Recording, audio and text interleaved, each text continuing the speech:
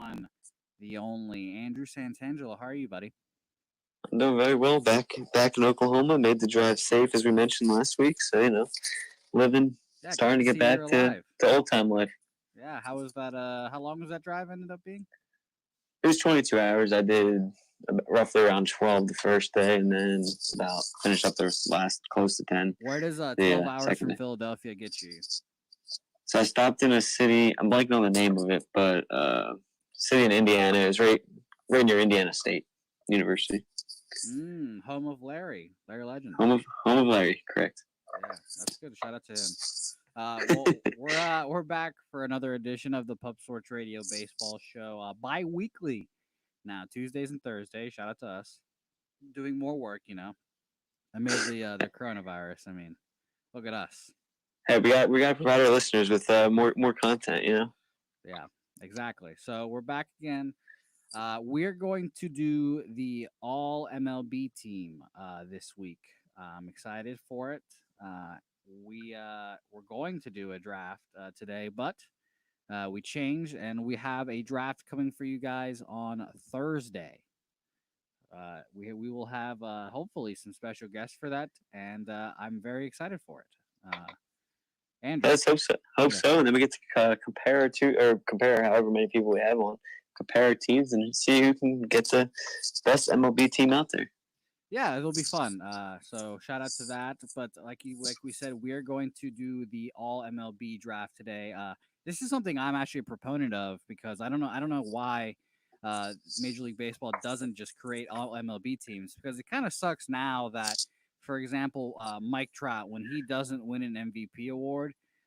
He gets a Silver Slugger that he gets every year, Gold Glove, and that's about it for Mike Trout. Even then, like Acuna, when he doesn't win an MVP, he has a great season, but it's not really like remembered in the record book. So the All MLB team is hopefully going to signify and show people that these guys all had great seasons. Yeah, absolutely. Because like you said, I mean, Silver Slugger only does so much. It's more about that at bats, and then the all team kind of takes into fruition the hitting and the fielding aspect of it. So I think the all MLB team is more fitting for all around players. All right, so let's start off with the All MLB team. And then after the All MLB team, we will talk about Major League Baseball's 82 game proposal that they have out there. Players going to vote on it soon. We're not sure if it's going to happen today, but hopefully they're going to vote on it and we'll see what happens there. But let's do this draft first, Andrew. Are you ready? Absolutely. Always ready. All right, so let's start off behind the dish. Let's start off with catcher. Who do you think? Who do you nominate to be our first team All MLB catcher? JT Realmuto. Oh, what a surprise! What team does he Best play catcher for? in baseball. What team does he play for again? The Philadelphia Phillies. All right, so make your case for JT Realmuto because I'll agree with you. And I believe it's JT as well. The case is he provides both again, fielding and hitting at the same point. He hits for a pretty good average, always around probably about 270 to 290, somewhere in that range.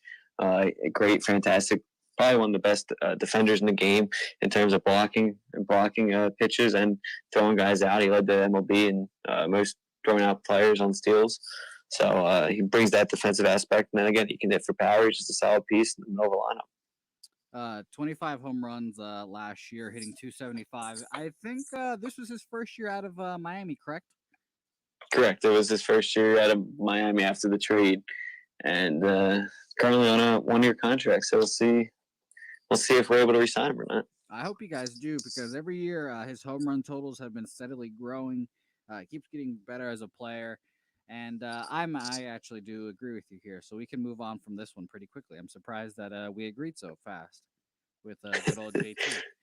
For pitcher spots, by the way, Andrew, we'll do two pitchers for each team. 2 pitchers for each team sounds good. We probably should do 3, but we're not gonna wear it out too much. So then we will go to the first base position, Andrew. I will nominate a first baseman this time, and I'm going to nominate someone that you might be kind of surprised to see. I'm going to nominate Freddie Freeman. Freddie Freeman, one of the best hitting first baseman out there. Stalwart. I think Gold Glove winner this year, Andrew, if I'm not mistaken. Uh, like I said, best hitting first baseman in that division, full of great hitters. Really is the engine that makes the Braves go. And I think I would not hate having Freddie Freeman out there at first base every day. What about you, Andrew? Who's your first nominee over there?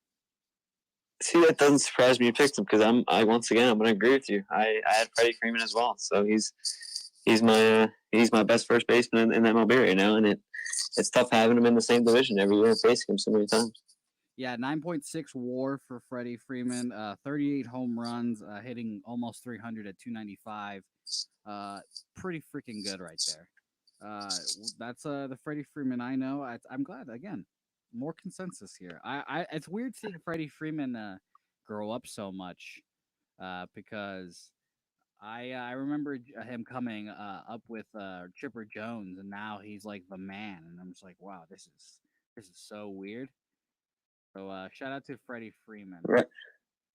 Yeah, it seems like it honestly seems like he's younger than he is, just because, like you said, he was overlooked so much in those young Braves years, and then kind of like as you said, Chipper left. Now he's been in the league for a good amount of time. Yeah, so okay, good. Well, I'm glad we got that one out of the way too. Then first base, Freddie Freeman. Catcher right now, JT Realmuto. Second base, Andrew. I think here it might be the one where we get some difference. Yeah, it's all depends how you look at it. I mean, I know even with everything going on in Houston lately, I think though, I mean, Jose Altuve is the best second baseman in baseball.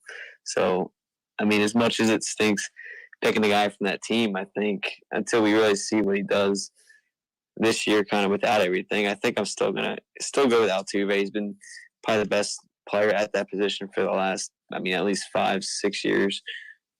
Again, another guy, he can do it all over. Hit for average, hits for a good amount of home runs for his size, and then can also steal bags, especially at the beginning part of his career. So I think I'm going to lean towards his Altuve in this one. I like Jose, or I guess like now Jose Altuve. Shout out to him for being from Venezuela. But I'm going to disagree with you, Andrew. I'm going to nominate Ketel Marte from the Arizona Diamondbacks. I put him as a second baseman. My man last year hit 330, 32 home runs on a team that is not very good in the Diamondbacks. He is their lone bright spot for them. So I really like his game too. Led the league in triples in 2018. MVP All Star game, MVP, I believe, right, Andrew? Yeah, Yeah. All Star MVP. Uh, I think it's close. Probably gonna lean Altuve with you if I had to give him like the first team. But Ketel Marte is a very, very good second baseman, and he probably deserves more. He deserves more praise. Like I said, he's hidden in the Arizona desert, and no one ever watches Diamondback games. So hopefully, he finds his way to break out of that Arizona bubble. So shortstop. Because we are you agreeing with me, Andrew? I guess I'm agreeing with you with Jose Altuve. Do you have any Ketel Marte thoughts before we move on? No, I love Marte. I remember we were, before this whole thing happened, we were breaking down each division. Marte was one of the reasons why I thought the Diamondbacks could be a sleeper team this year. I think he's a solid piece, and last year he did a fantastic job filling in that role as kind of a younger guy that not many people really know. So, no, I think he's an up and coming guy, and I just think right now with what Altuve's already done, and he's been a lot more consistent with it. I think Altuve has the edge on a first team. But again, like you said, we're kind of picking a lot of nominees right now. So, well, I still lean Altuve right now, but we'll see. Oh, okay. So these aren't firm. You're not firm yet. Is that what you're telling Oh, me? you said you're nominating Marte, so I thought Oh, I so took it as I was about to say I'll agree with you with Altuve. Are you backing off your Altuve point here? no, I'm not backing out off my Altuve. I just thought we had our first disagreement there, so I thought that's the way I was going. Right. Well, I disagree with the Altuve point, but I'm not going to push hard against it because he's a great second baseman.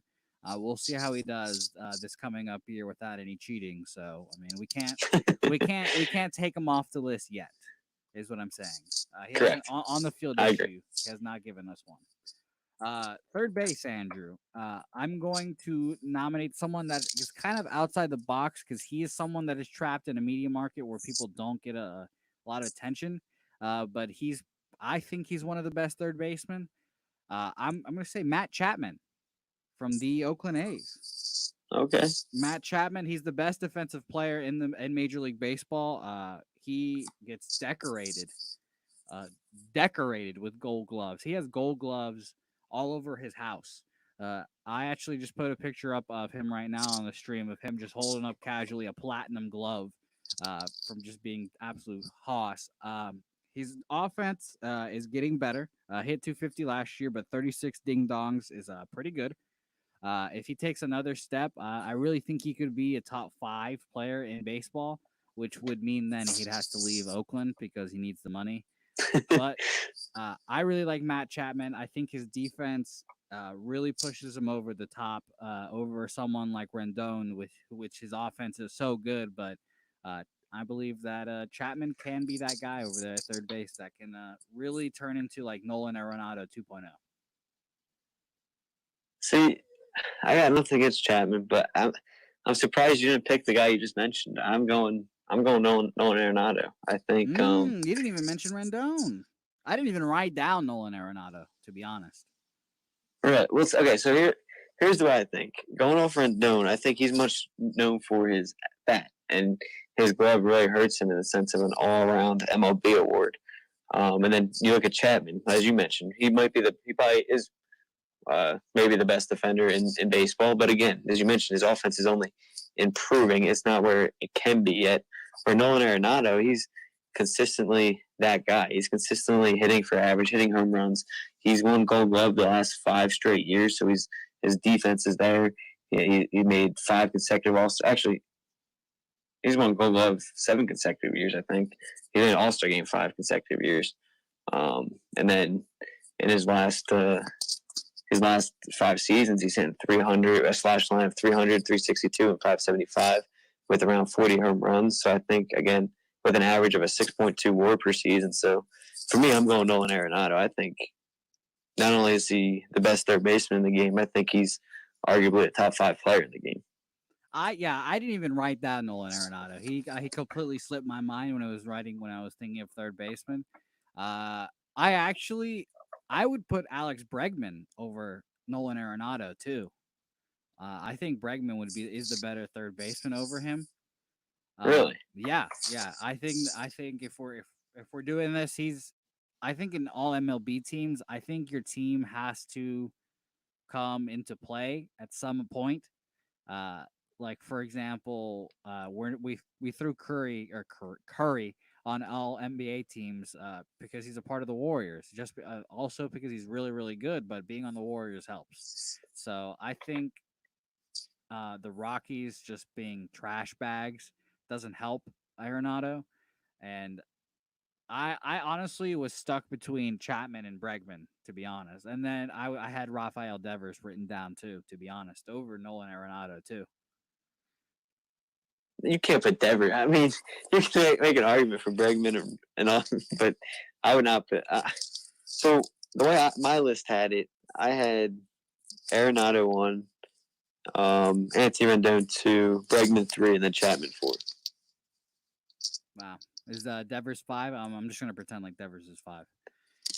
Fair enough. Sure, I'll say Devers 5. If I'm being honest, I didn't go that far, but no, Devers is 5. Don't worry. I know. Don't worry. I knew you were thinking it. I'll back off Matt Chapman, but I think I'm gonna go with Bregman as my first team, even though I nominated Chapman.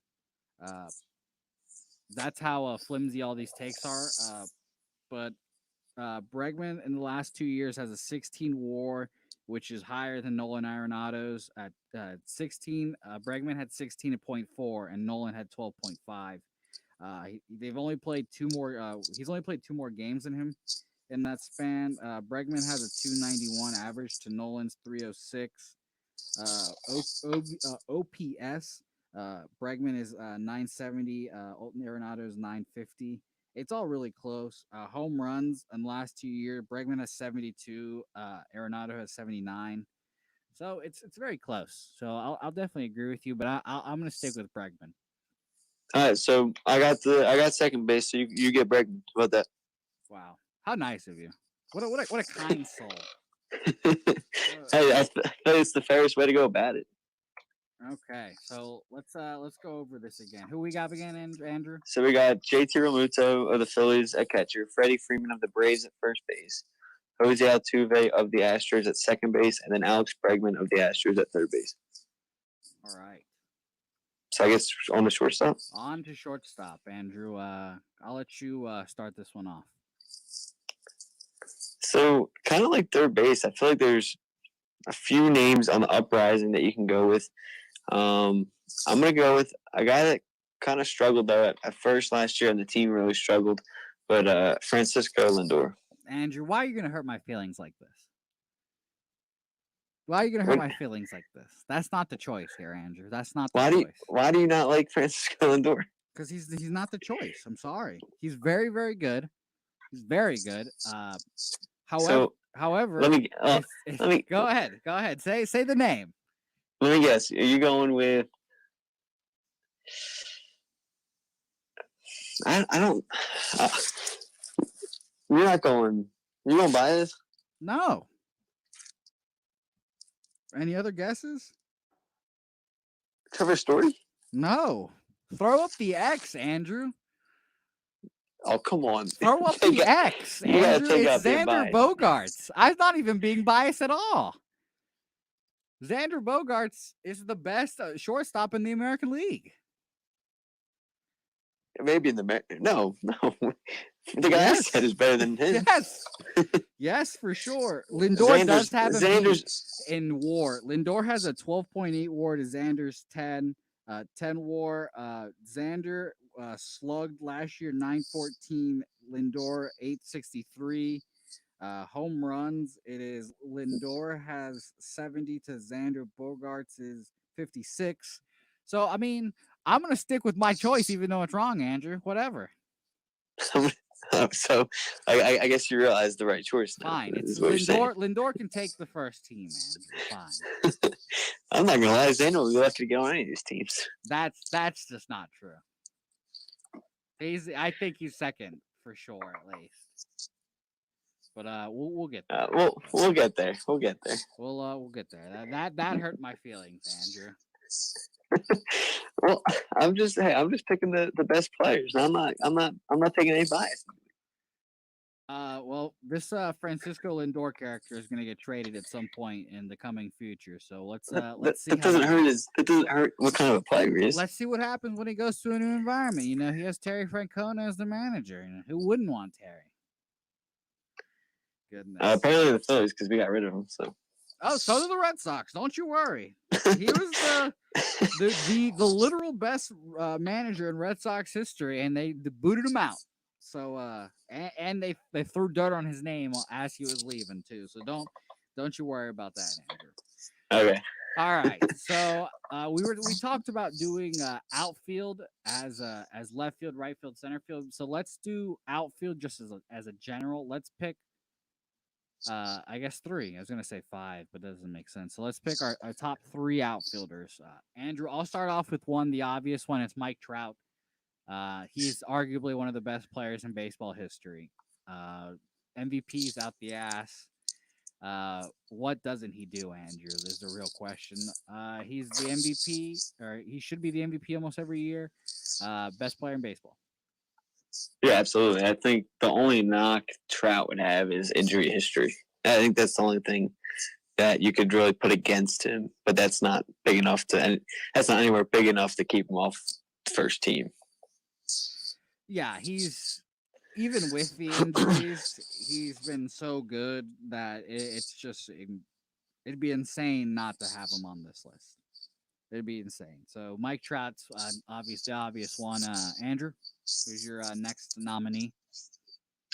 My next one is one that, I mean, lately probably isn't a surprise, but definitely at the beginning of his career, I would have never thought he would have turned into this good of a player, and that's Christian Yelich. I think what he's been able to do these last 2 years, especially one winning the MVP in 18 and then runner up at 19, and arguably could have won at 19 as well if he didn't get hurt. I think he's easily should be at least a nominee for one of these first three on the first team.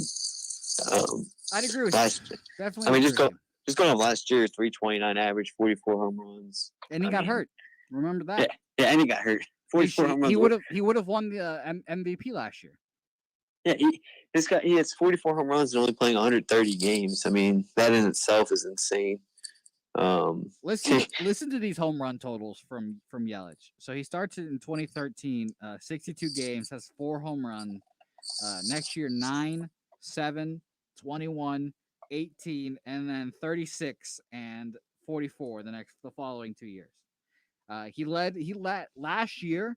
He led in average, OBP, slugging, OPS, and OPS plus. So Christian Yelich, these last 2 years have been compared to prime Barry Bonds, is how well he's been playing. Yeah, again, he probably could have led in home runs as well if he didn't get hurt. I forget. I think Pete Alonso might have led. I forget what he finished with, but Pete Alonso was the leader in home runs with like 54 or something like that. Yeah, so I mean, if Yelich plays, I mean, not only if he plays a full 162, but if say he plays another 20 games just to get the 150, I mean, it'd be pretty close to that. The 2018 MVP has to be on this list, injury or not. He's literally too good to not be on this list. So, shout out to Christian Yelich. Shout out to Mike Trout. Our last spot. I don't know what to do about this one, Andrew. This is really, really, really tough because there's 3 people that should be on this list. So let's talk about these next 3. There's Cody Bellinger, there's Ronald Acuna, and there's Mookie Betts. Those are the 3 guys that could finish off this top 3. And man, I don't know how to differentiate from the guys. Like Bellinger won MVP this past year. Really, really, really good year. Acuna is like 20 years old and doing things that we have not seen before. And Mookie Betts is arguably the second best player in baseball behind Mike Trout. It's Mookie Betts. I think Acuna will get there. I think it's too early to throw him on the. I know you said, like you mentioned, he's doing things you never seen before, but he's got attitude problems. He got benched a couple times for it. I'm gonna knock him down for that a little bit. So give me Mookie Betts over Acuna. And same with Cody Bellinger. I think again Bellinger's gonna be a great player, and he eventually will probably get there. Although actually I don't know, all 3 guys are kind of young. We mentioned, so we'll actually see if they get there. But I think Betts' ability, he's been doing it a lot more. He's got an MVP. It's not like he's never won one. And then I think his defense is above all the other candidates. So I think that also takes it from him. So he's got the MVP. He's got a World Series. He's got multiple Silver Sluggers, All-Star games, Gold Gloves, and a batting title. So I think Mookie Betts is the pick for this one. I'm looking at Acuna's stats right now, Andrew. My man hit 41 home runs, 101 RBIs. Can you guess how many stolen bases he had? Was it around 50? 37 stolen bases. Okay, I was going to say that. 40 home runs, 40 steals is not out of the question for this man, and that is crazy. Oh, not at all. And if he wanted to, he could probably get it. My one knock for him is his attitude issue. So I think that's why I'm gonna keep him off the list for now. And again, if he improves that, he could easily be on it. So that's what would get him on it compared to Betts and Bellinger's, his ability to steal. Man, it's just crazy to see like how good these guys are, and they're like literally like 20, 21, 24, 25 years old. It's like stupid how just like young these guys are. By the way, Mookie Betts in 2019, 29 home runs, 16 stolen bases. He had leading runs. I'm gonna agree with you, of course. Like I said, Mookie Betts is probably the second best player in baseball.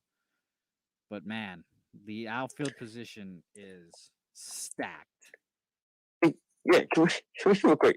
We mentioned all these guys, and outside of a few of them, I think outside of Freeman and maybe Altuve, I think everyone else is under 30. Correct me if I'm wrong. And I think that just shows how well baseball should be in positioning. Is you got all these superstars, and it's on them to market, which I think they got to market the game a lot better. But you have all this talent, you got to take advantage of it. And I feel like the game isn't taking advantage to the point they should be. Yeah, it's insane that all these players are so young and all so good. Like this is like the next generation of baseball with Mike Trout being literally one of the best players in baseball history. And baseball is slowly dying apparently. So, yeah. It's wild to see, but I'm glad that we finished up that first team pretty quickly there. That was Yeah, nice. surprisingly, we we agreed on a lot more. I mean, outside of I guess Altuve, actually, we disagreed on three of the nine, so or three of the eight. So never mind. Fair enough. I was gonna say it seemed like we agreed on a lot more than we actually did. Just to run back, I know I have a little bottom line for people watching the stream, but for people listening, here are the all MLB first team. We have catcher Real Muto, JT Real Muto, Freddie Freeman at first, second base Jose Altuve, third base Alex Bregman, shortstop Francisco Lindor. I didn't even write down Lindor's name. That's how pissed I was, I guess. Uh, Mike Trout, Christian Yelich, and Mookie Betts manning the outfield. And now we need pitchers, Andrew. We almost forgot about the pitcher position. Can't have a team without pitching. Cannot have a team without a pitcher. I'll go first for the pitcher. I'm going to go with Jake DeGrom. I believe he was a two-time Cy Young winner. Correct, Andrew? He won. I believe he won last year, right? It's been so long. And honestly, I know he won in 18. That's a fact. 17 or wow, 17. I meant 19. See, he's a two-time. Yeah, he won. He won in 19. Yeah, and he won Rookie of the Year in 14. Yeah, super good pitcher. It's unfortunate that he plays on the Mets, but I think the two-time Cy Young speaks for itself. I'm gonna go ahead and throw him at our ace position, Andrew. Sounds good. I forgot. We going 2 or 3 pitchers? 2. Okay, so that's really tough. I'm gonna stick in the NL East. I'm going Max Scherzer over Gerrit Cole. Hey, I don't hate it. Okay. Okay, so defend yourself here, Andrew. I think right before DeGrom kind of stole his Cy Youngs, you had Scherzer nonstop winning Cy Youngs basically, and until DeGrom kind of came up and made his name known. I mean, Scherzer won back-to-back, and then in 18 he was second in Cy Young, right behind DeGrom, and then third last season. And he's made an All-Star game in the last 7 straight seasons, and he's been up there in MVP races as well. So I mean, he's just a phenomenal pitcher. He's led the league in wins 4 seasons. Had the best win-loss record in 2013, going 21-3. And it's not even like he just does it without. I mean, he led the league in innings twice, so he goes out there and he's just a workhorse every day. Yeah, you know what you're gonna get from Max Scherzer, and that's maximum effort. Let's not forget that in the playoffs, I believe this last year was when he broke his nose and he pitched with a broken nose or broken something in game 6 or no, it was game 7. It was game 7 of the World Series, right? Because he couldn't pitch in game 6 because he had a shoulder thing. They gave him some cortisone shots and was like, get out there. And he went out there, pitched a game 7 and won for the Nationals. So you know what, Andrew? I'm going to agree with you. There we go. Max Scherzer, he's arguably been the pitcher of this generation, him and Clayton Kershaw. But Kershaw doesn't have that ring, and Scherzer picked it up right before he could. Yeah, I forgot to mention his 300 strikeout season in 2018. Yeah, I mean, it's crazy. And how many innings pitched did he have last year, Andrew, or the year before? Because we talk about this frequently. There's never 200 inning guys anymore. And Scherzer, I don't know if he is now, but he used to be like automatic 200 innings, I believe. So before last year, because he got hurt. Oh yeah. We got the reference up. he had 6 straight 200 innings or more seasons. 2018, he led the league with 220. But last year, he made 27 starts, which was six starts less than in 18, and finished with 172 innings pitched. So 6 starts, say he goes 7 innings. Yeah, he probably, if he goes about 6 to 7 innings, he probably would have got 200 again. Yeah, I mean, he's a workhorse. He's a machine. Garrett Cole, very, very good. Had a great year in Houston. To be honest, he'll probably be on the second team. But I'll agree with you on this Max Scherzer pick. I like where your head's at right here. Perfect. Okay, we're gonna throw a reliever in here for shits and giggles. Actually, no, they don't deserve our. Actually, I'll let you make the decision, Andrew. Do we respect relievers enough to put them on the LMLB team? Yeah, well, just give him a closer. We don't need to go reliever, but we'll give a closer. All right, Andrew. Here's your nominee. Well, real quick, while we're talking about what positions, do we want to go DH too, or are we leaving out DH? Oh, we're definitely bringing DH because that's universal, baby. That's in all leagues now. Everyone has it. We love it. Okay, that's fine. I was just asking. We love it. So who's your DH then, or your reliever? Whichever one you want to talk about first. I'll go closer. There's a couple names going off of last year. I think Kirby Yates really impressed last year. Him, Josh Hader, Roldis Chapman. I think those are kind of the big. Kenley Jansen took a step back last year, but because of the improvements he made last year, give me. He's underknown because of the Padres, but when he was asked to go out and do his work, he was well known and a guy on the trade deadline for a lot of last year. So I'm gonna pick Kirby Yates. I don't hate it. 53 saves last year. I believe that led the majors. Hey, like you said, just because he's on the Padres, no one knows about him. Great year last year. Let's see if he can do it again. I would love to see that. 41 saves. Sorry, 41 saves, leading the league last year. But I'm gonna select Hader, or I'll nominate Hader for this one, Andrew. His strikeout percentage leads the majors in the last 2 years. He strikes out 47% of batters. Imagine striking out half the people you faced, Andrew. Just automatic. Like, 2 of these 3 guys will probably strike out, and he gets out of there. You want to guess who's second in strikeout percentage? Second in strikeout. Let's see. Chapman? No, Dellin Betances. 42.7%. Unfortunately, he just walks everyone. Hader, most strikeouts for a reliever. 157 innings pitched. He unfortunately blew the game this past year, which really freaking killed me. They lost the Nationals, I believe, right? Yeah, in the playoffs, they lost to the Nationals this year. See, it feels so long. Everything feels so long ago. I was like, damn. It's because we got nothing to do. We should be midway through the second month, but instead we should be close to 60 games in already because they would have started at the end of March. So it's crazy. But yeah, they blew that game. Trent Grisham and all those guys. That was unfortunate, but I think Hader's the best reliever and closer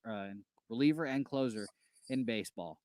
Andrew, do you have any more nominees? Any more people you want to throw out there? No, I think those are a good 1-2 punch. I mean, if we were to stretch it out, you could probably argue a guy like Chapman or something like that. But I think those are pretty much your 1-2 punch. So who are we picking, Hader or Yates? I'm picking Hader. The tiebreaker being team success. Yeah, team success and the strikeout rate. So if you need to, say a closer to come in the 8th inning to get a strikeout or something, I think you lead Hader. So yeah, I agree with you on that one. Yeah, I guess at the end of the day, it comes down to who do you feel more comfortable coming in for your team. And I normally I'd feel really comfortable with Josh Hader, but he scarred me. So We'll see what happens. DH, Andrew. Do you have any? Actually, I'll give my quick nominee.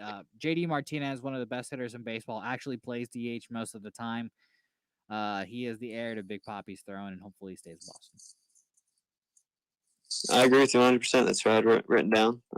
I honestly couldn't remember if he played enough DH or if he was outfield last year. So I was actually giving my question for you. So as long as he's a DH, then he's my pick.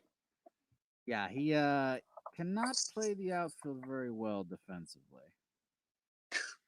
That's what was for, and Andrew Benintendi, and actually the whole outfield's fantastic in defense. Jackie Bradley's really good too. It used to be, Andrew. We're not going to talk about the Red Sox. I don't want to get sad about the Red Sox again.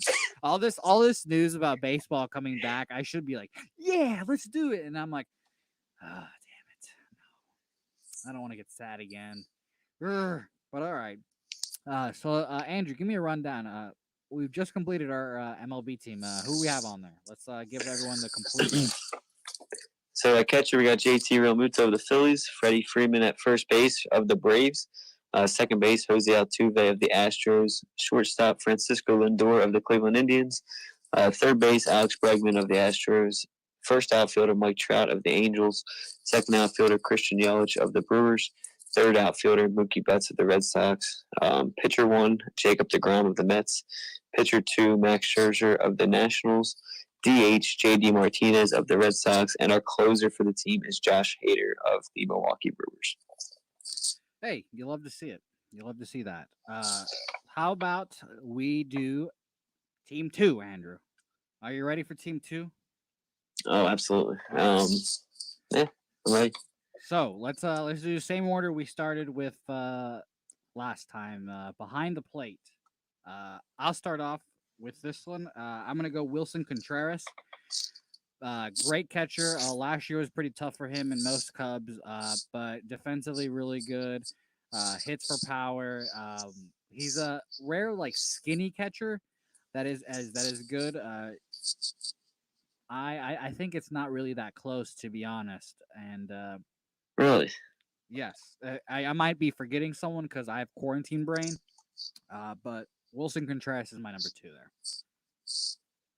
Okay, so I'm going with my pick. I see Contreras. I had him at 3. I'm going with Yasmani Grandal. Okay. All right. Interesting.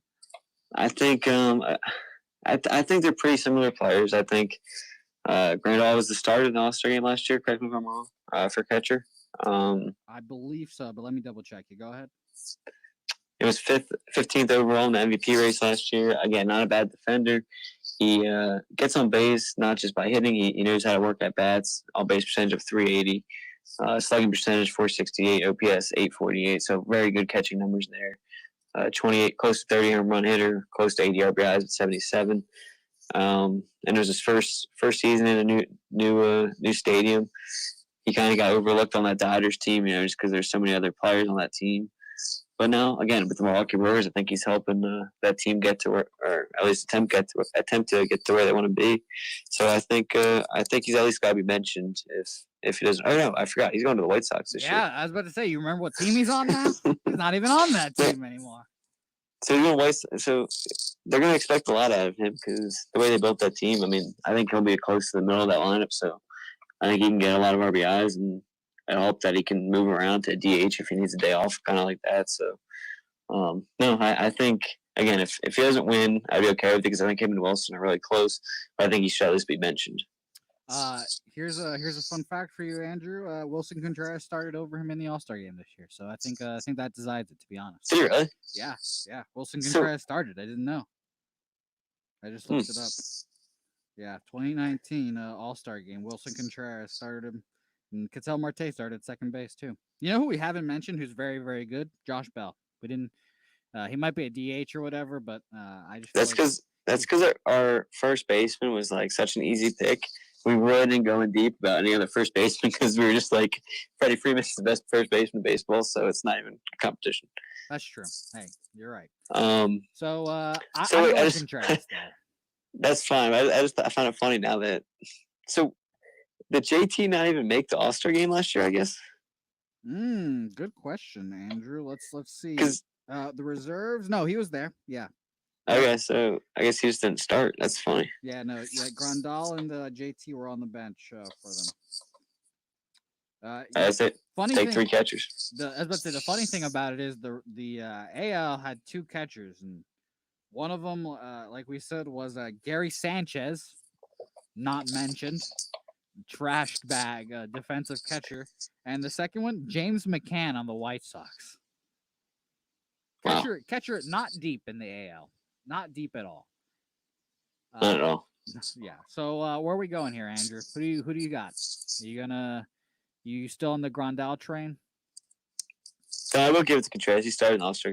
Yeah, I mean the fans said it. The fan vote. That's law. Mm-hmm. That is There law. you go. First base, we gave a tease here.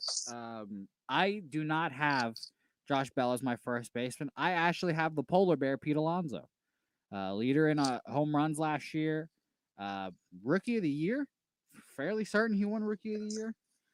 I believe so. I don't know who else would have won it. Yeah, very very good. Looks to be the cornerstone on the Mets. We'll see how they fuck that up.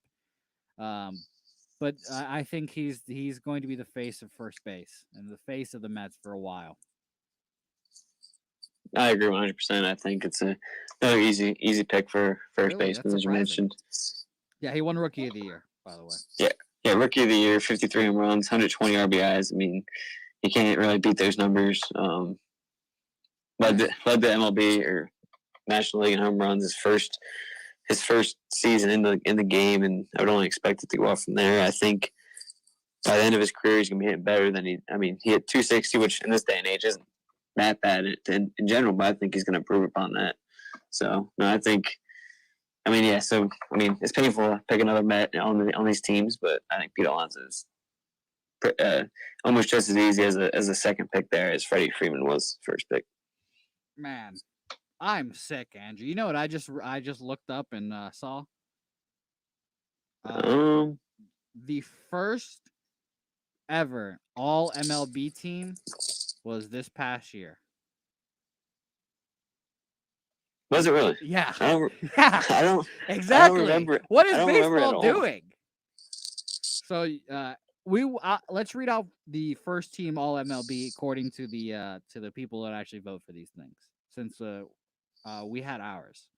Um, I just saw this, and let me tell you, I saw this and I was just livid. I was like, "What the hell?" Pete Alonso is their first baseman. DJ LeMahieu is at second. Xander Bogaerts is at shortstop. Rendon at third. JT Realmuto, Nelson Cruz, Trout, Bellinger, Yelich, Kirby Yates, Josh Hader, Cole, Verlander, DeGrom, Scherzer, Strasburg. So we're very similar. Yes, and see, I think the difference in some of the cases are for some of them we kind of went beyond just last year, where that's obviously going to be a strictly just a 2019 award. Yeah, DJ So, like, LeMahieu's not going to be an MLB Yeah. all player like that. And if I just took them 1v1, if I'm picking like a backyard baseball game and I have to pick between DJ LeMahieu and Jose Altuve, I'm going to pick Jose every time. Yeah, and that's kind of for me. It's the same thing with first base too. Like, did Alonso have the better year last year over Freeman? Absolutely, as we just mentioned, his numbers. But in terms of where we see him on this list, is Freddie Freeman is still probably the better player overall. Yeah, I'll read off the second team for you. When We're we done. finish, yeah. But they don't have a third team, luckily for us. So got them there. So first team, we've already done. Second team, we have Pete Alonso and Wilson Contreras at catcher right now. Correct. Awesome. So second base, who's your nominee up there? I like a guy you mentioned earlier, Ketel Marte. I think his second base is a position he's kind of, I feel like, getting more put at now. But again, he's a versatile player. But as you mentioned, he was able to step up and do so much for that team last year. And I mean, you already read off his numbers, but I think he's a very solid pick there for your second team. Here I'm gonna give you some other nominees, and I'll let you pick from them because there's a couple other good ones, even though you just nominated Ketel. Jeff McNeil. Jeff McNeil broke out last year. had a good year hitting wise. Didn't end up winning the batting title, but he was in the lead for most of the year. 4.9 WAR, 23 home runs, 318 average, and a 916 OPS. You already said Cattell Marte. Ozzy Albies of the Braves, very very good. 5.2 WAR, 24 home runs, hitting 295 and an 852 OPS. And lastly, my last person was DJ LeMahieu. 5.9 WAR, 26 home runs, hitting 327 and an 893 OPS. I don't know if he'll be able to do that again, per se. But I said Cattell should be on the first team, so I'm going to stick with Cattell. I think one guy, I don't know if you mentioned him, I might have missed it, but I think one guy I think you left off. I think he's undervalued because of the team zone in the Kansas City Royals, but Whit Merrifield. Yeah, he plays a lot of different positions. It's kind of tough to pin him down to one, but Whit's another good one. That's fair. He's basically not DJ LeMahieu, Jeff McNeil 2.0. Or I guess McNeil is a Whit Merrifield 2.0. Yeah. So Cattell Marte takes the second team spot pretty easily. Third base, we had Bregman on first team. We had a lot of good suggestions for players for third base. Rendon, Chapman, Devers, Arenado. I guess Arenado has to go here, correct? Since I picked him first, I'm gonna pick him. He'll be my nominee here. But I mean, I guess it'd be between our. That's funny. Both of our first picks didn't win at the last position. So it's tough. I'm gonna give it to Arenado to be nice, but I wouldn't be surprised if Chapman has a better season than him coming up here, especially because Arenado is going to get traded at some point. So one guy we forgot to mention too was, I don't think he's better than the two we've put on here, but one guy we didn't mention at third was Jose Ramirez. Yeah, he's good. He's good. MVP a couple years ago, I believe it's 2 years ago now, but he had a fallen off at the beginning of last year, I believe. He picked it up, but I would put per se. I don't know. I guess this is all MLB. I was thinking more of draft mentality. Like for example, I was gonna say like Vladdy. I would rather have Vladdy over Jose Ramirez, but it's fine. He should be mentioned in this conversation too.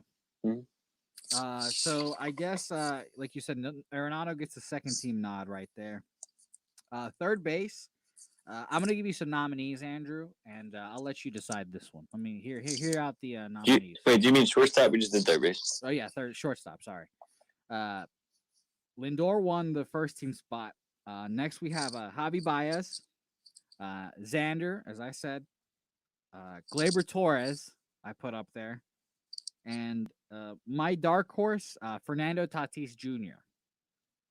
To be honest, it's close. Javi Baez has a 6 WAR, 29 home runs, 281 average with an 847 OPS. Xander has a 5.9 WAR, 33 home runs, 309 average, and a 939 WAR or OPS. Gleyber kind of does fall back in the WAR category. He only has a 3 WAR compared to Xander and Javi at 6, but he has 38 home runs, which is the most from these guys by far. And Fernando Tatis is kind of my young stud that I wanted to mention in here. 4 WAR in his first season of baseball. It's not even a full season. He came up midway through. 22 home runs in a short period of time. Really electric. Stole bases.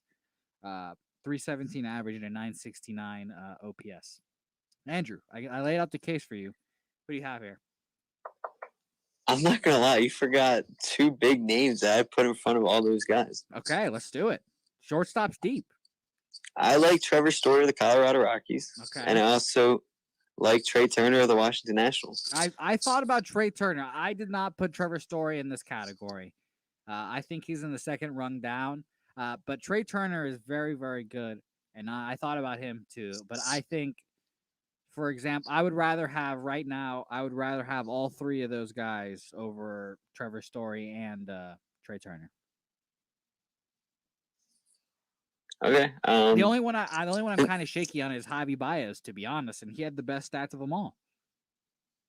All right, so we'll take out Trevor Story. You don't like him, but Okay, it's not. I'm glad that's how we're framing it. Well, no, I'm just saying, like, at least we can somewhat both agree on like Trey Turner and the other guys. So, I'd say I don't know, I like Trey Turner's ability to hit for average, decent power with 20, career WAR of 14.1.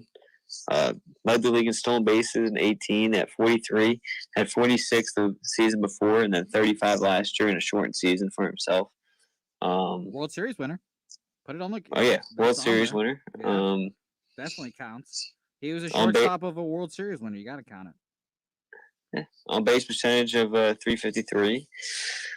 I don't know. So who's your pick? I know you laid out all those candidates, but who are you picking there? Because I think we each got to pick one, and then we got to debate between the two we've come down to pick. It's tough. Like I want to be non-biased here, and I don't want to be accused of being biased, but I really think it's Xander. I think Javi strikes out too much and is not disciplined enough. And I don't think Trey Turner contributes to the offense as much as Xander does. Okay. But I will. Trevor Story has a 6.1 WAR compared to Xander's 5.9, so that's there. We can make that note right there. Trey Turner had a 3 WAR last year, shortened season, but just without mentioning it. All right. We'll go Xander. Wow, what a kind soul you are. We're gonna go Xander based off of. I mean, I don't. You know better if I do if he missed games because he was hurt. If he just had a couple days off, but Xander played 155 games, which is a lot more than Trey Turner's 122. Destroys him in RBIs, as you mentioned. His WAR's higher, and Xander was able to go over 300, while Turner was just under 300. So yeah, and Trey Turner does have an injury problem too. He always finds himself on the DL for various reasons. So yeah, we'll go Xander. Who do we have so far on the second team, Andrew? Remind everyone. So at catcher, we got Wilson Contreras of the Chicago Cubs. First base, Pete Alonso of the New York Mets. Second base, Ketel Marte of the Arizona Diamondbacks. Third base, Nolan Arenado of the Colorado Rockies. And then shortstop, Xander Bogaerts of the Boston Red Sox. It's a pretty nice squad right there, Andrew. I'll tell you what, both these teams are pretty nice squads. Pretty nice.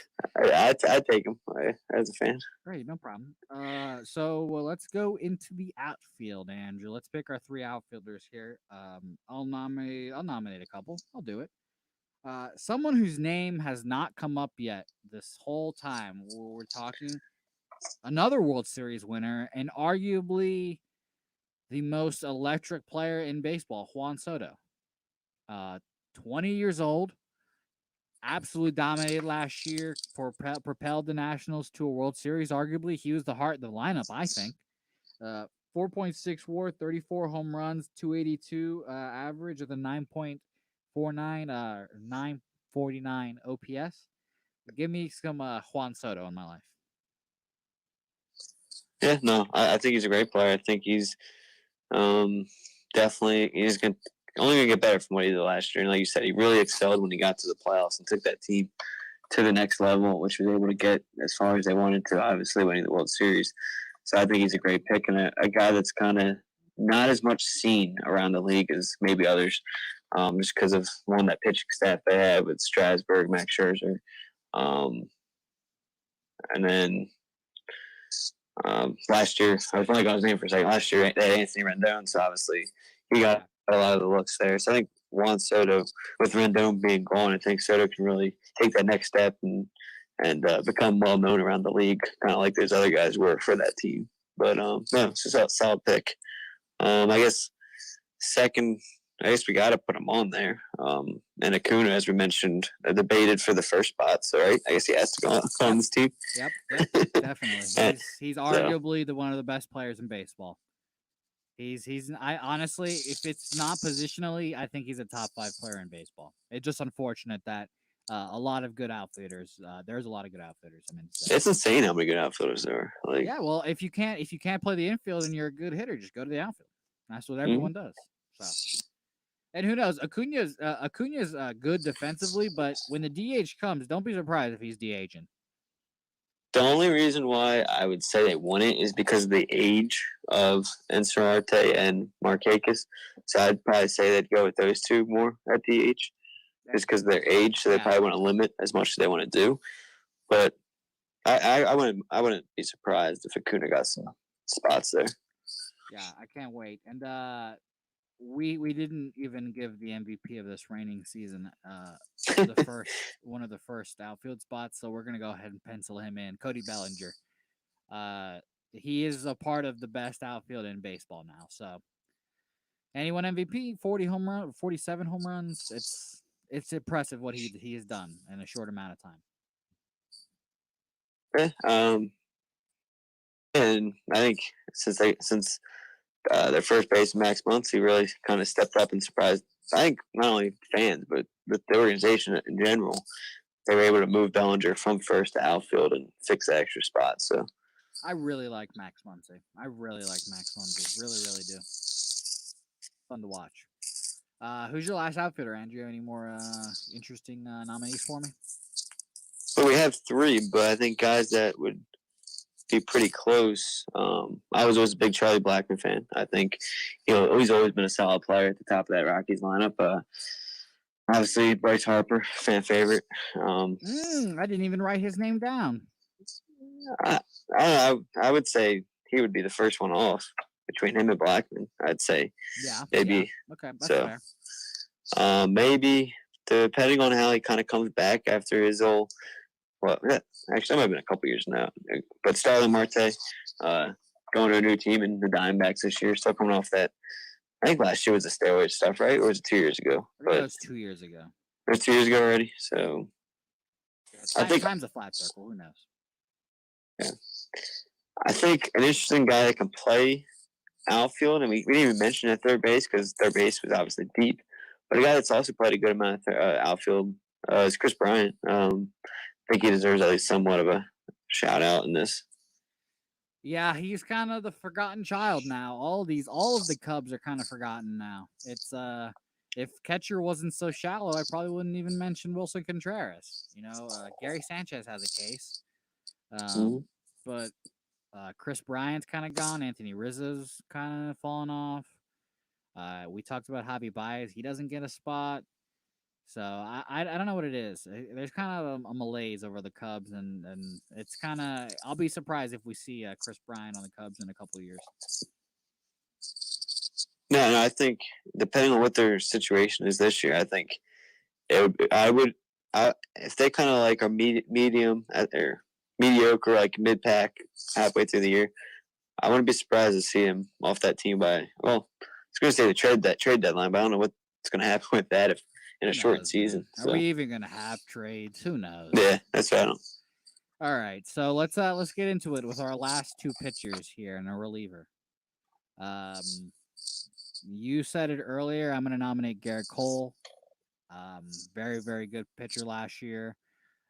Houston Magic, maybe going to the Yankees now for the highest contract ever, or whatever it is. It's a lot of money. Very electric. 30 years old, I believe now. I'm not absolutely sure off the top of my head. But he's a great pitcher and arguably the best pitcher in the American League. I think this point that's an easy pick there. I think after the top three, there is where you kind of get a little bit of a drop off in terms of where we go from here. I think there's a lot of good names here, kind of in the same tier, and it's gonna be. I think it might be a little difficult to come down and pick one of these final guys. I read some names in Walker Buehler of the Dodgers, Justin Verlander of the Astros, Steven Strasburg of the Nationals, and Jack Flaherty of the Cardinals had a tremendous year last year. Trevor Bauer is very good. Then I guess what was it? Trevor Bauer. Yeah, Trevor Bauer. Also a very outspoken guy on social media. Yeah, love Trevor Bauer. Love what he does. Shout out to him. Hopefully making baseball better. I guess because of his history, I know he's kind of struggled, but Clayton Kershaw, I guess we got to throw in there. Yeah. I'm surprised you haven't mentioned a name specifically known to you. I was getting there. Aaron Nola as well. Yeah. Had a tremendous 2018. Struggled in certain couple different months last year, but overall had a pretty good year for pitchers. And hopefully, if there's a season, he'll go back to a full 18 year. But yeah, he made the All-Star game 2018. When has pitched over 200 innings the last 2 years, so he's a workhorse. And then he went 17-6 with a 2.37 ERA in 2018. So that was about his best season so far in his young career. Since we picked two NL guys last with the first team, I'm gonna go AL here, and I'm gonna pick Justin Verlander. He's defied aging. No one knows how he's doing it. Shout out to the Astros again. But he's been Cy Young, top 3 Cy Young for who knows how long now. His whole revitalization in Houston has been tremendous. And this whole thing is kind of like now, like, is Justin Verlander going to retire and go into the Hall of Fame as a Tiger or as an Astro? Because the second part of his career has been that good. So I'm going to go with Verlander here. Okay, I will agree with that pick. Like you said, in a spot where you thought he was kind of like dying off, he got traded to the Astros, rejuvenated his career. Obviously, a couple World Series. Whether it's with an asterisk or not, he still gets to have that accolade with him. So, and it's always been in the argument for Cy Young when he doesn't win. So, I think Justin Verlander is a solid pick, and we'll go with the ageless Justin Verlander there. Yeah, I like how we did do 2 AL, 2 NL for both pitcher spots, which is kind of funny. But Steven Strasburg, if I was Steven Strasburg, I'd be pretty pissed. I'd be pretty pissed if I was left off this list. World Series MVP. Like I was thinking about it. Like Verlander, Strasburg's close, but I'll give the nod to Verlander. But don't be surprised if Steven Strasburg's knocking on our front door, Andrew. Yeah, I mean Verlander leads the league in wins last year. He has a 2.58 ERA. He's won an MVP award before, and that's unheard of usually as a pitcher. Again, when you thought his career was going to end, he gets traded to the Astros and in 17 goes 5-0 with a 1.06 ERA that second half, helps lead him to the World Series, and then, I mean, 16 and 21 wins the last 2 years. So it's hard to leave that kind of history off your team. I'll agree with you. Unless if we want to leave off a cheater. Hey, when you're right, Andrew, you're right. But if we do that, we got to fix our first team because we got 2 Astros on that.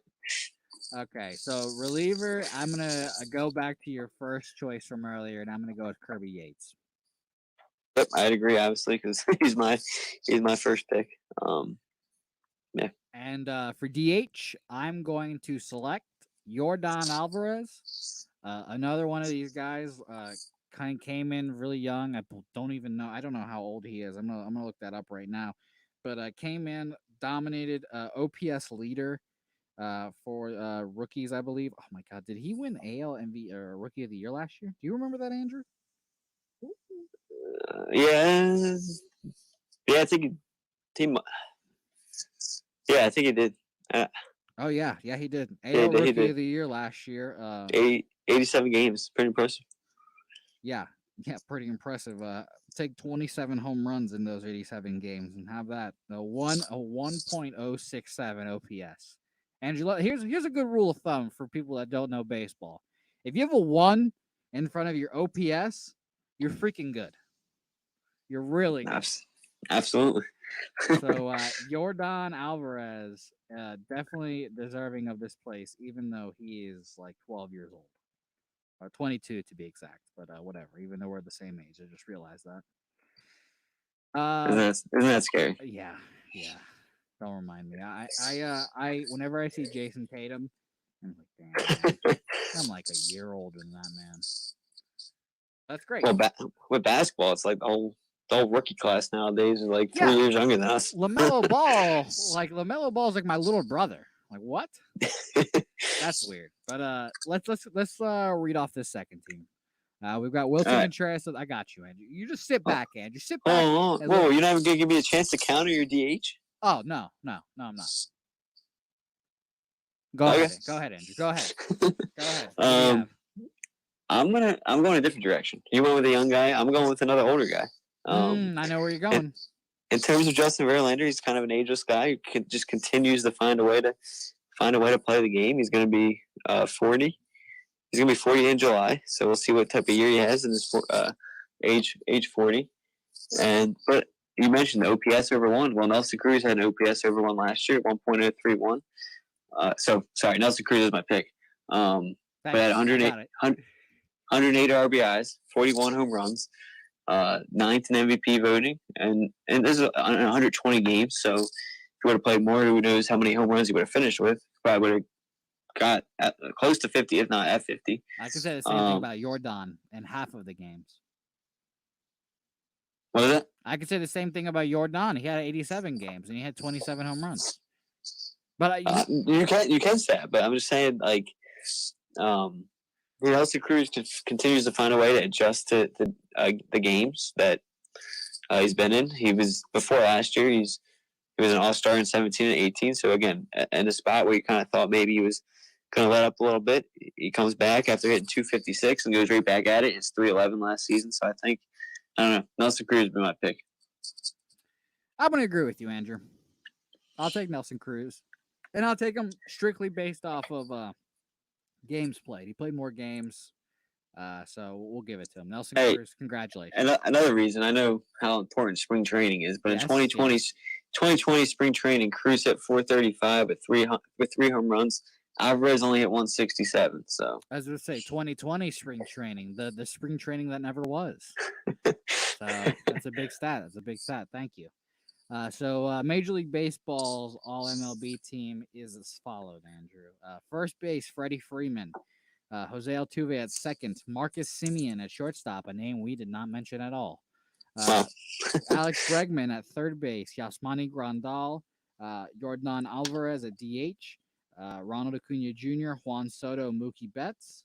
Aroldis Chapman, Liam Hendricks, Zach Greinke, Hyunjin Ryu, Jack Flaherty, Charlie Morton, and Mike Soroka.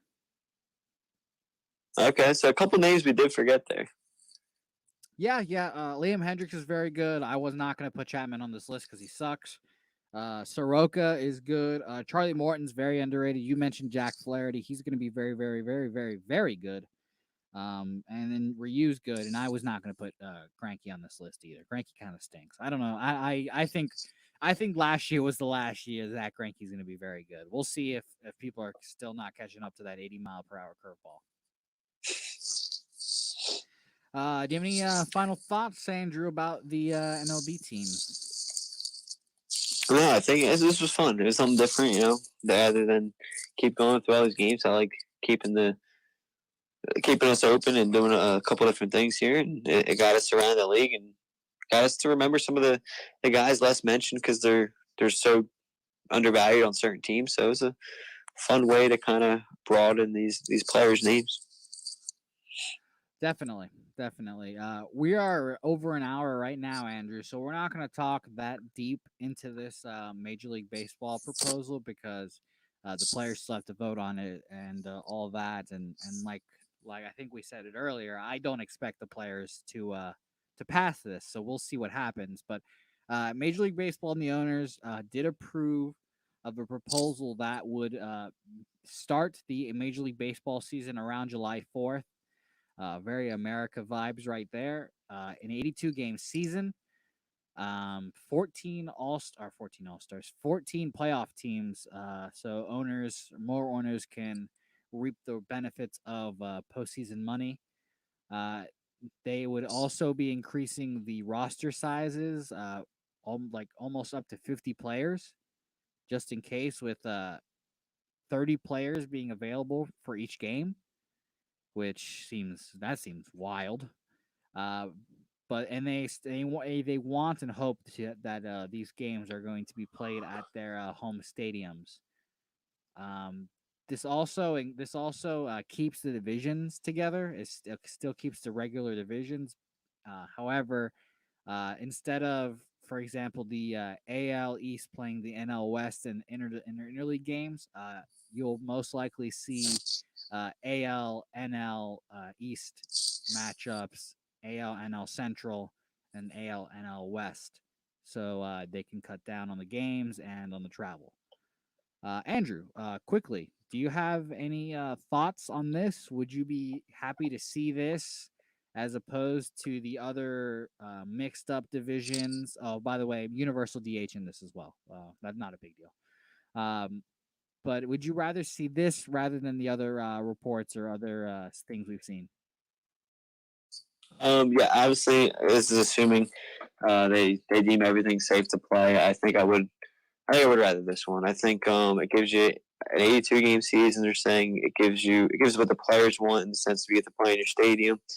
Um, it gives, I think it balances a lot and helps the league stay similar to what it is now. You still kind of get to change a couple rules here and there, which they want, and a lot of different things that they're trying to implement anyway in the universal DH and the expansion of playoffs, which was expected, I think, in either 2021 or 2022 eventually. So a couple different things there. They still get what they want, trying out new rules. Um, so I think it would be more favored than this one. And I think this one's a little more realistic to get going this year. I think the biggest thing they're going to have to figure out when it's all said and done is the money situation, because I think, as you mentioned, me and you were both worried about this one getting passed. And I think the big thing there is that revenue. What was it, 50-50 split, I believe it is. So I think that's the big thing that's going to hold the players back. So hopefully they're able to figure something out. But and then in terms of DH, I understand it. You got to save the pitchers, their arms and legs, for how much they're going to have to go through this season. So I understand. I mean, I'm a non-DH guy, but for a season like this, I can understand it. And again, I'm not going to pick a DH or no baseball at all. So I'll be happy with the DH, and essentially it'll help some other teams get situated. Yeah. I like this proposal. However, the two things, the major hurdles that are not going to allow this to probably pass is in fact the safety thing. We are assuming that everything in our discussion here, we are assuming that they can get everything safe, but the reality is that they have no way of really assuring player safety, and then they have to get like a bunch of tests and everything, and it's just tough to say if this will actually happen. And on top of that, uh the owners want salaries to become revenue based, basically. So this New York Times article says, quote, the league has proposed paying players based on how much money is earned during the shortened season, with teams splitting revenues 50-50 with athletes. Many players believe they've already given up enough when they agreed in March not to take salaries unless games were played in exchange for service credits. Uh, it's gonna be tough. I don't really know how this is gonna work out for the players. We've seen the football players kind of bend over to the to ownership, so it's gonna be interesting to see if this happens. Do you think the players pass this, Andrew? Yes or no? No, I think they will decline it again because of the money situation, and I think that's the biggest hurdle they're going to have to overcome. And we'll see how they finally come to an agreement, hopefully. But no, I think they will not pass it. I don't think so either. So we'll be excited to see what happens on Thursday, because we are a bi-weekly podcast now, Andrew. So Thursday we have an episode. It's going to be exciting. It is going to be the 5-year draft episode. I'm going to sleuth around my friends and see if anyone wants to be a guest on the show for our draft. Andrew, you're going to do the same. Yes. I'm excited to see it. Spoiler alert, Andrew, if you have the first overall pick in the draft, who would you take? Mike Trout. That's probably the right answer, Andrew. That's probably the right answer. I don't think there should be. I mean, maybe someone wants to go pitching, but I don't think there should be much debate in terms of fielders and who that first pick should be. Hey, I agree with you, Andrew. This was a lot of fun, Andrew. I can't wait for Thursday. I'm going to say next week. I can't wait for Thursday for another episode. We'll see you guys then. As always, stay safe, wash your damn hands, and we'll see you guys next week.